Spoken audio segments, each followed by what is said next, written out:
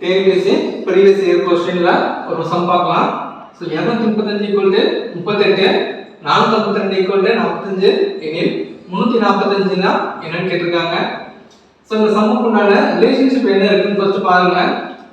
So 235 38 கொடுத்திருக்காங்க. 452 45 கொடுத்திருக்காங்க. So இப்ப ரெண்டுத்துக்கும் என்ன ரிலேஷன்ஷிப்னு பாருங்க.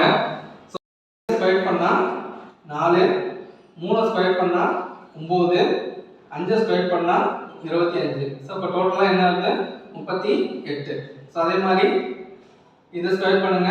4 ஸ்கொயர் 6 5 ஸ்கொயர் 25 2 ஸ்கொயர் 4. ஓகேங்களா? டோட்டலா 45. சோ அப்ப அதே மாதிரி 345 பண்ணுங்க. 345 அப்ப 3 ஸ்கொயர் 9 4 ஸ்கொயர் 16 5 ஸ்கொயர் 25. ஓகேங்களா? 9 16 கூட்டினா 50. ஓகேங்களா? சோ இதுக்கு ஆப்ஷன் டி தான் கரெக்டான ஆன்சர்.